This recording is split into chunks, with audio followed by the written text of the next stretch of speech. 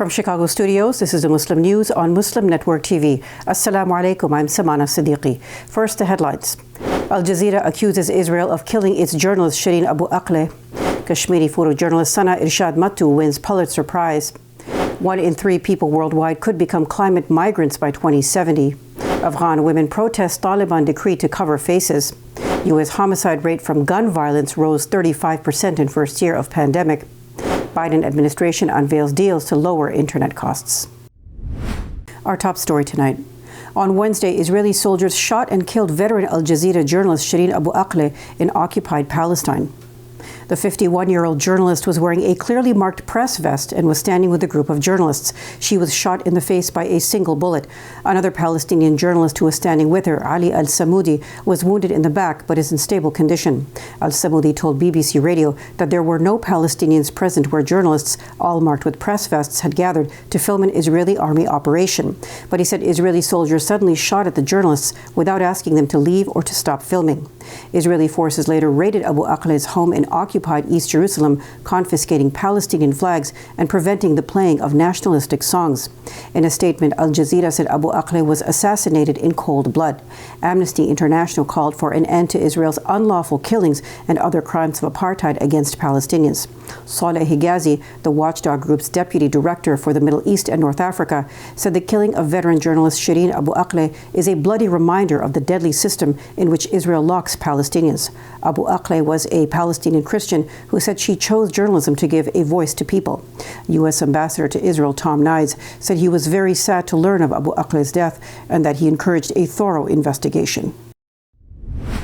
Kashmiri photographer Sana Irshad Mattoo has been awarded this year's Pulitzer Prize in feature photography for her coverage of the COVID-19 pandemic. Mattoo contributes to Reuters news agency as a multimedia journalist. In her award-winning work, Mattoo captured images of health workers administering vaccines in a remote hamlet of the Kashmir Valley. The 28-year-old reached the area of Liderwat partly by riding a pony and partly by trekking for nearly 6 hours. Mattoo is the third Kashmiri to win the prestigious prize. 3 other Reuters photojournalists, Adnan Abidi, Amit Dave, and the late Danish Siddiqui, also won the award for their coverage of the pandemic. In less than 50 years, a growing frequency of extreme weather events could turn 1 in 3 people into climate migrants, a Turkish social scientist warns. Susan Ilik Bilben of the Migration Research Foundation in Turkey's capital Ankara stressed the impact of climate change on the lives of future generations and vulnerable communities. Speaking to Anadolu Agency, she said extremely hot regions covering less than 1% of the Earth's continental surface are expected to grow to 1 in 5 by 2070. That could potentially displace 1 in 3 people, she said. Bilben is pursuing a PhD in sociology focusing on migrants and climate change. On Monday, a funeral prayer was held at the Martyr Cemetery in the municipality of Vitez, Bosnia-Herzegovina, for victims of a 1993 massacre. The burial was for 9 people whose bones were recently discovered in the city of Mostar, about 93 miles from the village of Ahmici, where they were killed. Croatian Defense Council military forces raided the village on the morning of April 16, 1993, killing 116 Bosniaks. They then buried the victims' bodies in different locations to hide the crime. It was one of many massacres that took place during the civil war in Bosnia between 1992 and 1995. The International Criminal Tribunal for the former Yugoslavia in The Hague has ruled that these crimes amounted to crimes against humanity in many verdicts against Croat soldiers, as well as political and military leaders. Syrians are finding it harder and harder to feed themselves and their children as a result of the war in Ukraine. Global food prices were already rising, but the war in Ukraine has accelerated that increase since Russia invaded the country on February 24th. It has worsened an already dangerous situation for millions of Syrians driven from their homes by their nation's now 11-year-old civil war. Roughly 4 million people are packed in the rebel enclave in Syria's northwest province of Idlib. Most of them fled there from elsewhere in the country. They rely on international aid for food, shelter, medical care, and education to survive. Amnesty International is urging Saudi Arabia to lift its draconian travel bans targeting activists and their families. The human rights group has launched a campaign highlighting the plight of activists barred from leaving the kingdom after their prison sentences ended. Amnesty's #LetThemFly campaign documents the cases of 30 Saudi human rights activists sentenced to prison after unfair trials.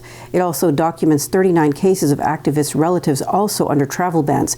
The human rights watchdog claims Saudi authorities are using arbitrary travel bans as a tool to punish and control activists, writers, and journalists. The kingdom is locking such people people up inside the country or for those living abroad, preventing their families from traveling overseas, the group said.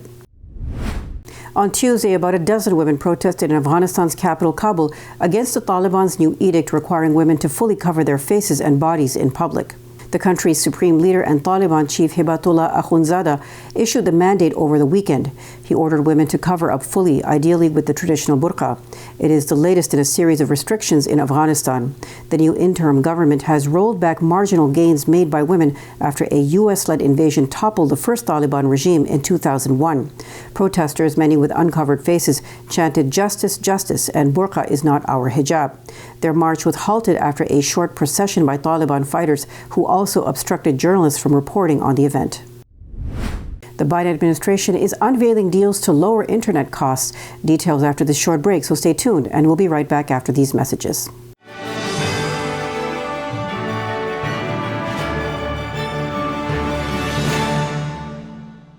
If I could be you, and you could be me for just 1 hour. If we could find a way to get inside each other's minds. Walk a mile in my shoes. Walk a mile in my shoes. Well, before you abuse, criticize and accuse. Walk a mile in my shoes. Billboards are popping up all over the country with an... Our neighbors don't realize that Muslims are absolutely opposed to ISIS.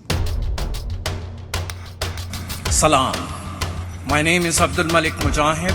I'm an imam in Chicago. 16 shots! No me! No justice! No me! So how do we bring up the energy which can really have an impact on the world? You need to build bridges of understanding among people, and we need to have America moving forward.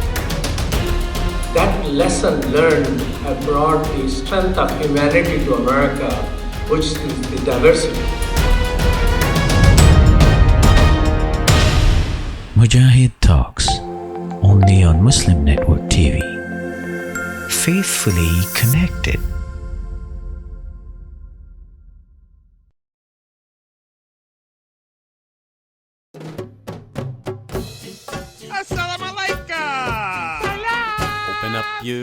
Assalamu alaikum everyone, it's your brother Zain Bika from South Africa.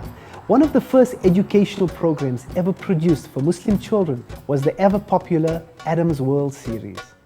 The colorful and comical Muslim puppets stole the heart of a generation. Sound Vision will be releasing brand new episodes of Adam's World with the launch of a Adam's World app.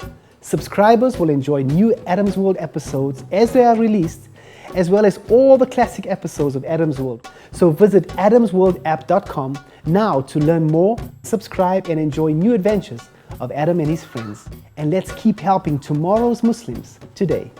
Assalamu alaikum. Adam's World. Believe me, there's a lot to see. Bismillah. Let's explore.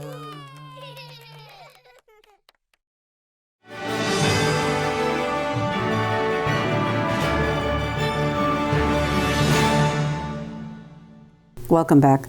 In domestic news today, on Monday, the White House announced new deals to lower internet costs for millions of Americans.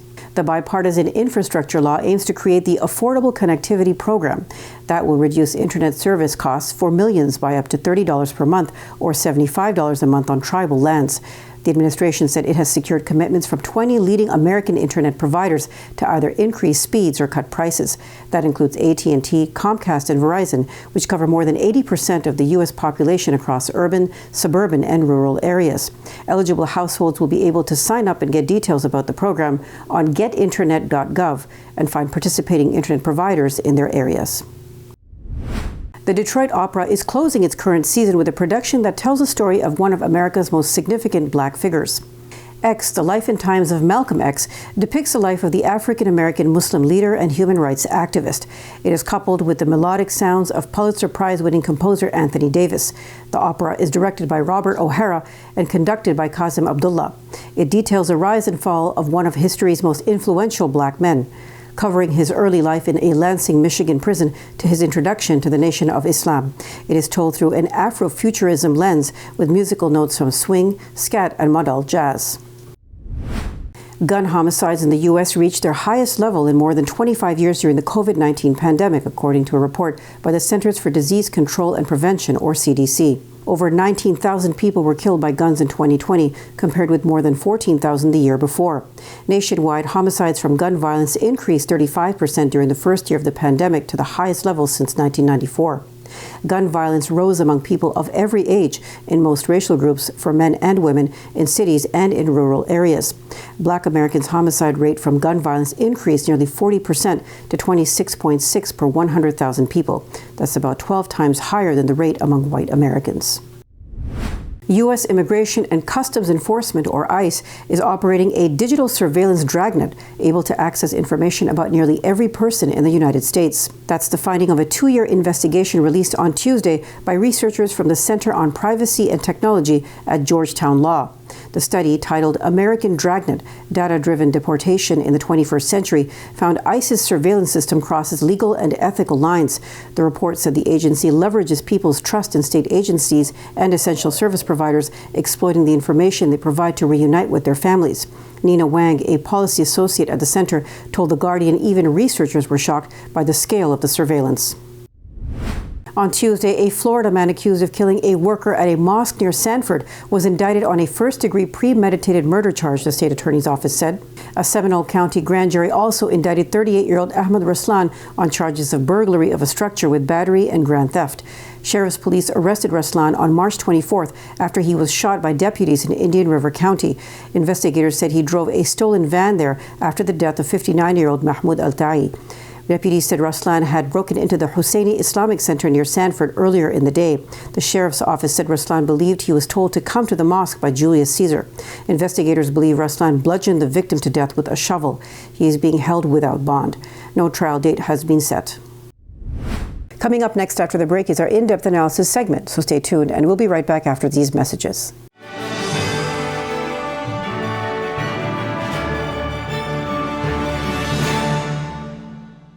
Assalamu alaikum. This is Imam Malik Mujahid in Chicago. Just like you, I was moved by that Allahu Akbar lady.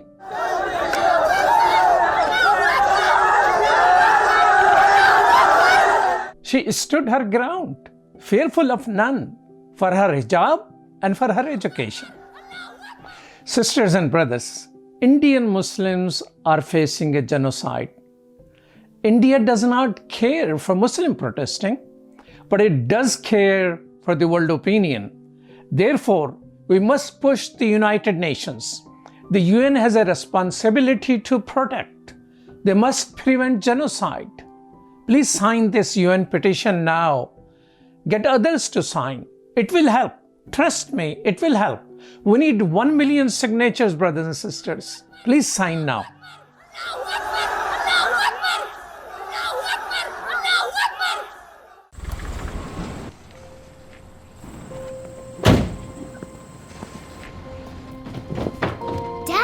They took over my bedroom. Come on, come on. Okay, Dad. 1, 2, 3.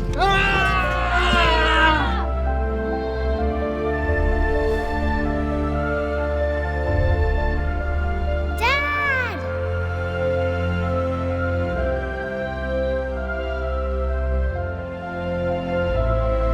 You saved me. Dad? Are you okay? I'm fine, dear.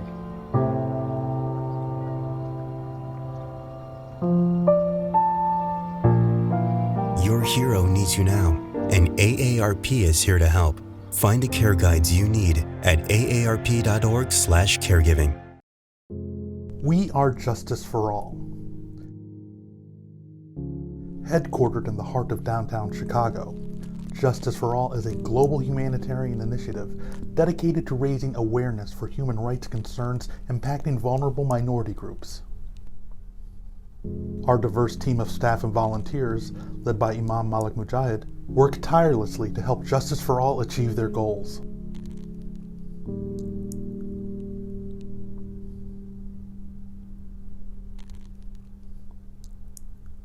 We promote policies that protect religious freedom, address the root causes of mass displacement, and recognize the plight of refugees and forced migrants. Together, we can continue to stand up for justice. Justice for all.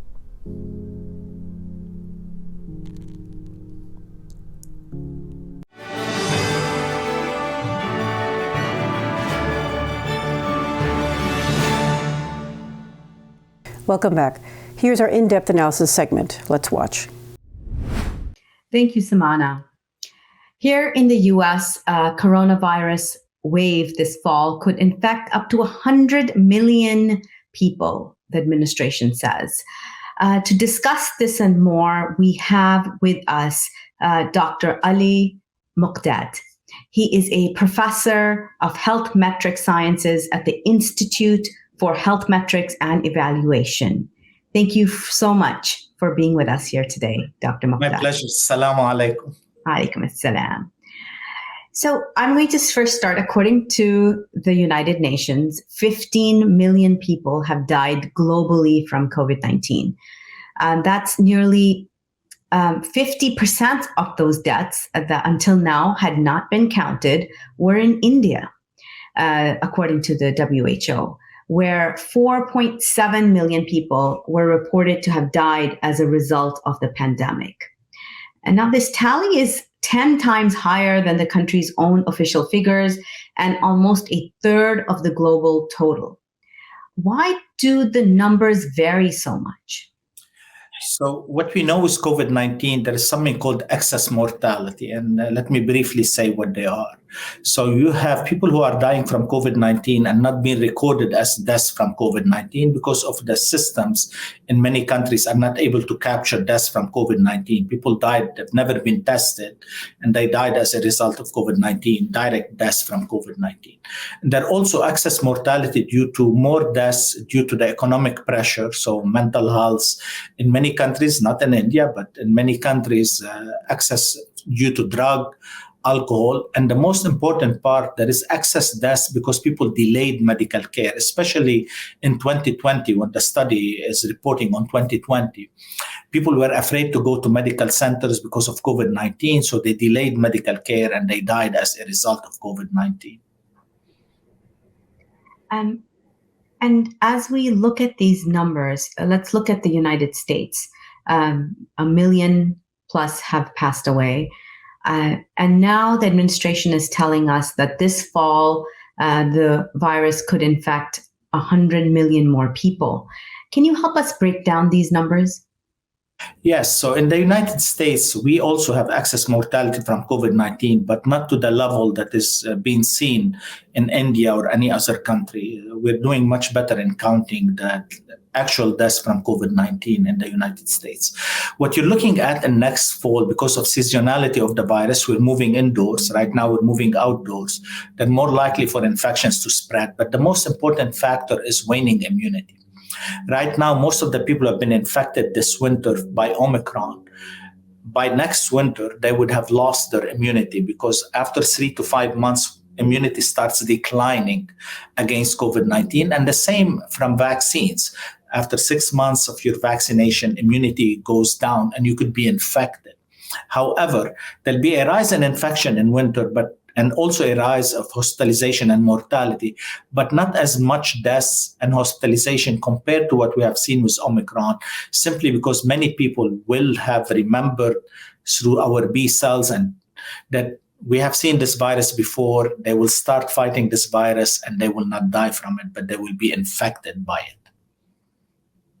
So when we forecast the 100 million potential infections during the cold weather, this particular administrative official did not present new data or make any formal projections, but he sort of described the fall and winter wave as a scenario based on some models of the pandemic. Can you explain his analysis?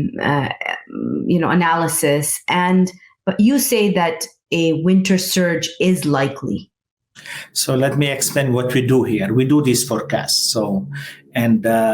We present them to a lot of officials in the United States, by state, and globally as well. So we have long-term projections all the way till 2023 at the institute where I work, Institute for Health Metric and Evaluation. And we show that bump next winter, and that this infection, about a little bit over 100 million infection coming next winter. And the way we do it is very, statistically complicated, but let me explain it in a simple way. We look at the current trends right now. So we know exactly how many people have been tested, how many people have been infected, how many people have been hospitalized, and how many people died. And then when we put it all of these together, the past 8 days, we can take those and project them all the way, taking into account what we have learned before. So in our models, in statistics, we call it prior. We provide the model with information that we have seen before, what has happened before in similar situations. So we know in winter, for example, cases will go up. We know waning immunity. So the model knows waning immunity is going to go down, the infections are going to go up. And on all of these models that we are doing and others are doing are showing a rise in infections next winter and a rise in mortality and hospitalizations, mainly due to waning immunity. So what do you suggest people should be doing to get ready? When you go outside, you're traveling, you see people are not masking. A lot of the shops and malls have lifted mask mandates. A lot of cities have lifted mask mandates. What are your suggestions for people as through the summer months and as the cold winter arrives? So let me give you a recommendation for the people and for the government as well in the United States. For the people, you have to weigh your own risk. So right now, if you live with somebody who's immunocompromised, if you have a chronic condition, and if you are above 65, you need to be extra careful wearing a mask and avoiding large gathering. And that hasn't changed. That recommendation will remain exactly the same all the way till next winter. Go get your vaccine and get your booster. And of course, we need to get a booster before next winter. Vaccination will help us a lot. But it comes down to you need to think about not only yourself and what the risk is, especially being a Muslim, we care about our community and the community at large where we live. You need to think of other people. So you wear a mask and you protect yourself from infection because you don't want to spread infections to others. For the government, what we need to do is encourage people to go and get the vaccine and be prepared to provide a booster before winter, especially for people who have received the vaccine 5-6 months ago. And the second part, which is very important and deserves a lot of attention, is to secure antiviral medications, because we know from clinical trials they will save lives and they will prevent hospitalization, so we don't overwhelm our hospitals in winter. Secure this antiviral, have a plan for the distribution and redistribution. In case an outbreak happens in Chicago, we don't need them in Seattle, we ship them from Seattle to Chicago, and have that plan ready right now. And of course, we're not alone in this war. We need to help every other country with vaccination and make sure they have access to antiviral as well to save lives if we don't need them here in our own country. Now, you mentioned, thank you so much for mentioning your recommendations for the government. Now, as Congress is passing bills and budgets, we see a lot of the budgets for COVID-19 immunizations and other therapies vanishing. So this is a big concern. If our government and our Congress people are not ready to spend money on this, what do you predict will happen? No, this is very dangerous. From a public health perspective, we're not out of danger yet. COVID-19 is still around. And yes, COVID-19, because many people have been infected and they have immunity, and we have vaccines, we have antiviral, become like endemic, like the flu or any other disease. However, it will still kill a lot of people. To cut down on resources right now needed for prevention and for treatment is not wise. And we should be very careful right now. We have learned a heavy lessons throughout this pandemic. Many people died because we failed to protect our essential workers. We failed to protect people who kept food on our tables and kept our country running. We should not repeat the same mistakes. Do you predict a new variant coming out? Yes, a new variant is very possible. Right now, we're monitoring what's happening in China. China right now is still going with a zero COVID policy through lockdowns. But if Omicron or BA2 spread in China, we could expect, because a high number of infections, we could potentially see a new variant coming out. More infections usually means a new variant surfacing. So far, the variants that we are seeing after Omicron are similar to Omicron, and they're not escape variant. Basically, if you've been infected with Omicron, BA1 or BA2, you've not been infected by the new BA4, BA5 so far, which is good for us. But again, we cannot relax. A new variant could come. And our worst nightmare is that new variant could be an escape variant, making the vaccines less effective. Previous infections not protective. Wow. I would really like you to perhaps address especially our mosque administrations. We just spent a very vibrant Ramadan where people were back in the masajid, and we saw people, at Eid. It was a Eid where people could meet together out in the open as well as in the mosques after 2 years, and many people are not willing to give that up. What would be your suggestions for mosque administrations to be ready for what is coming? We all deserve a celebration, and Eid Mubarak to everybody. And I went to Lebanon to see my mom, and I met my daughter in Istanbul and my wife. And everybody was out and about during the Eid, and even like the city of Istanbul made public transportation free during the holidays, so people could go out and see each other. And the mosques were really full, and few people were wearing masks. My recommendation to everybody who wants to celebrate Eid and a holiday to remember, my mom is very sick, and she has health conditions that I have to protect her. So I have to be very careful around her.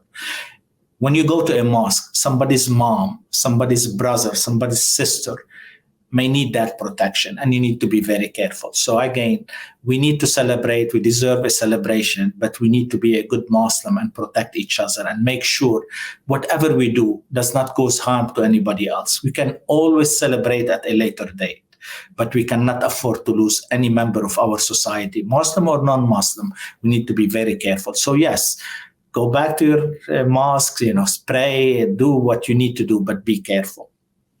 Well, thank you so much for your insight, and it's great to have people like you in positions like yours.